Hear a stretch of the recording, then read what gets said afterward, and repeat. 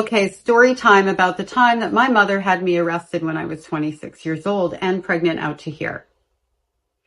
So when I was around 17, my mother wrote a check to me for money that she was holding that belonged to me because I was going to get married, which she was completely behind, of course, because, I was going to marry somebody that wasn't going to be a good idea for me.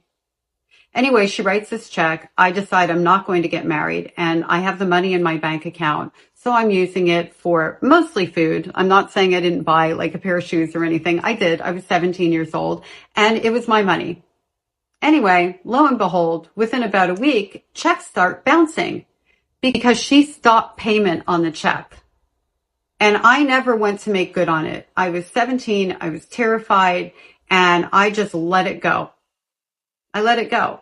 I did try to get her to replace the money because, they put the checks in twice back then, but that fell on deaf ears. So that was it. That was all. Fast forward, I'm 26. I'm happily married. I have a stable family life. I haven't spoken to her in at least 3 years at this point in time. And the police knock, knock, knock at my door. They arrest me. And fortunately, they allow me to come down to the station voluntarily. They don't put me in handcuffs and process me in that way, but I was processed and I did have to go to court and I did have to fight the whole thing. And when I got to court, the judge was like, why am I seeing something from when you were a minor? All of this has been shut. What is going on here? And I basically had to pay a fine of, $50 or $150 and it was over. But the amount of stress that I went through, I cannot begin to explain to you. The embarrassment, having to tell my husband at the time, it was really traumatic and devastating. And I was pregnant. She was also calling my house behind my back. And my mother-in-law, who didn't speak English, would hand the phone to my eldest daughter, who knew my mother, because when I went no contact, she was about 6 years old. And she's telling my oldest daughter not to tell me that she's calling and how much grandma loves her and all this and all that. And it only happened a couple of times because during this time, I ended up going into the hospital, having my baby. And when I got home, my daughter told me. So I called my mother and, I'm not in a happy place. And at first I'm very, fawning, triggered, freaked out because as angry as I am, I'm still terrified. I'm still that little girl inside.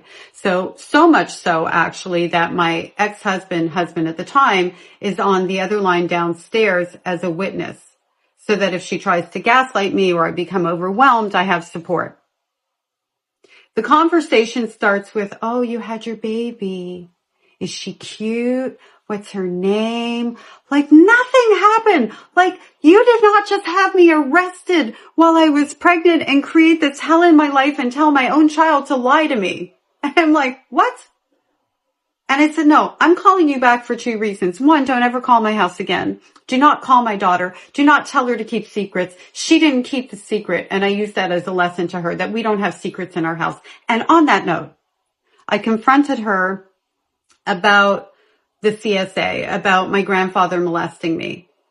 And all she could continually say back to me was, my father? Your grandfather? My father, a child molester? She never once said it didn't happen. She never once said there's no way that that's possible. She never denied it. And that was the end of the conversation.